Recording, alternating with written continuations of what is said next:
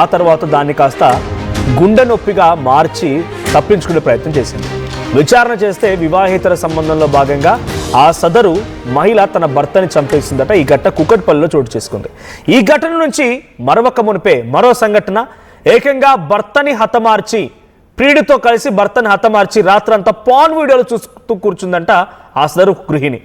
ఇక్కడ విషయంలోకి వస్తే గుంటూరు జిల్లాకు సంబంధించినటువంటి దుగ్గిరాల మండలం చిలువూరులో ఈ ఘటన జరిగింది. 2007లో లక్ష్మీ మాధురి అనేటువంటి ఆ మహిళకి శివనాగరాజుకి వివాహమైంది. అయితే విజయవాడలోని ఓ థియేటర్లో భార్య పనిచేస్తూ ఉంటుందట. అయితే అక్కడే సత్తెనపల్లికి సంబంధించినటువంటి గోపితో పరిచయం ఏర్పడింది. అది కాస్త వివాహితర సంబంధంగా మారింది ఆ సదరు భార్యకి. ఇక భర్తను ఎలాగైనా అడ్డు తొలగించుకోవాలన్న ఒక స్కెచ్ వేసింది ఆ అమ్మాయి. దీంతో 18 తేదీన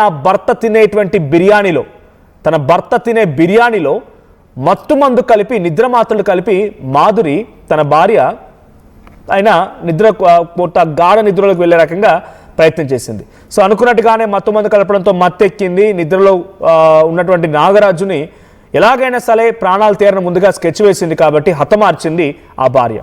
ఆ తర్వాత తన ప్రియుడు కూడా అక్కడే ఉన్నాడంట. ప్రియుడు కూడా వచ్చాడు ఈ యొక్క స్కెచ్కి. ఈ రకంగా హతమార్చే క్రమంలో తర్వాత వెంటనే గోపి వెళ్ళిపోయాడంట అక్కడి నుంచి. ఆ ఇన్సిడెంట్ ఏదైతే ప్లాన్ వేసుకున్నారో ప్లాన్ ప్రకారంగా నాగరాజుని హతమార్చింది ఈ మాధురి. తర్వాత నాగరాజుని హతమార్చిన తర్వాత గోపి వెళ్ళిపోయాడు ప్రియుడు.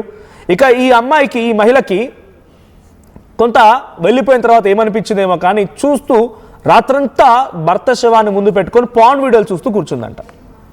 తెల్లారి ఆ భర్త ఎలా చనిపోయాడు అడిగినప్పుడు గుండె నొప్పి అని చెప్పేటువంటి మాటని సేమ్ డ్రామా కుకట్పల్లి మాదిరిగానే సేమ్ డ్రామా ఆడే ప్రయత్నం చేసింది.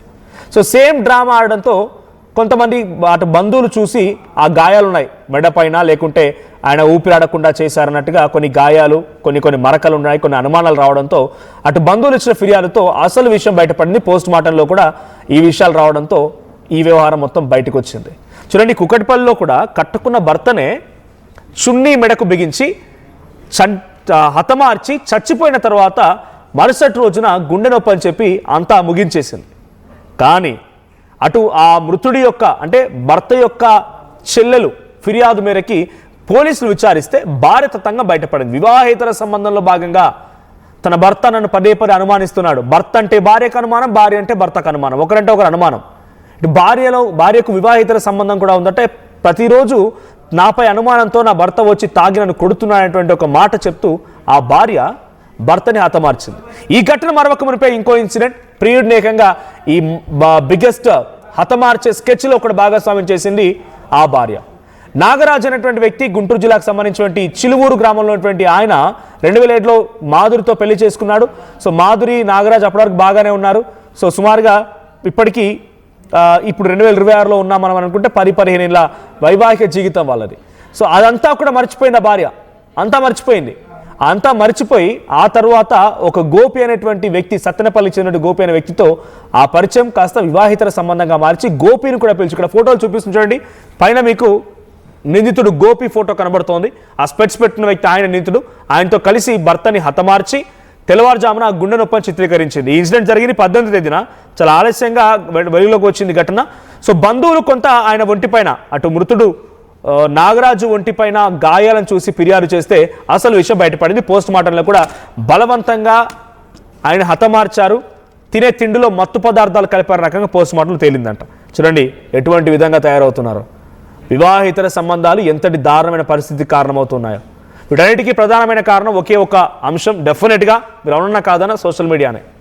స్మార్ట్ ఫోన్లు, సోషల్ మీడియా కారణంగా ఇటువైపు నుంచి ఓ పిచ్చి రీల్స్ అనో లేకపోతే అందమైన ఫోటోలనో షేర్ చేసి అటువైపు ఎవడైనా గాలం వేశాడంటే ఆ మగవాడి మాయ మాటలకు అమ్మాయిలు పడిపోవడమో లేకుంటే అమ్మాయి వేసేటువంటి వలకు అబ్బాయి చిక్కడమో ఏదో ఒకటి జరుగుతోంది. దీని కారణంగా ఇంకెవరు బలవుతున్నారు. ఎక్కడో స్టార్ట్ అయినటువంటి ఈ సిచ్యువేషన్ కాస్త చివరాకరణ వాళ్ళ కుటుంబంలో ఒకరిని చిదిమేసుకునే వరకు వెళ్తోంది. దీనికి సంబంధించి మరిన్ని అప్డేట్స్ ప్రతినిధి సాయి అందిస్తారు. సాయి, ఏంటి ఇక్కడ గుంటూరు జిల్లాకు సంబంధించినటువంటి చిలువలూరు గ్రామంలో ఉన్నటువంటి ఆ సదరు మహిళ ఒక ప్రియుడు కోసం కట్టుకున్న భర్తని సుమారుగా 20 ఏళ్ల పాటుగా తనతో పాటు సంసారం చేసినటువంటి భర్తని హతమార్చాలనుకుంది. ఇందుకు ఏం చేశారు? మత్తు పదార్థాలు ఇచ్చిన తర్వాత ఒంటిపై గాయాలున్నాయంటే కత్తితో పోట్లున్నాయా లేకపోతే చున్నితో నులుమారా, ఏం జరిగింది? పోలీసులు ఏం చెప్తున్నారు తర్వాత? అంటే స్నేహితులు శివనాగరాజు మృతులు ఎవరైతే ఉన్నారో అతనికి సంబంధించిన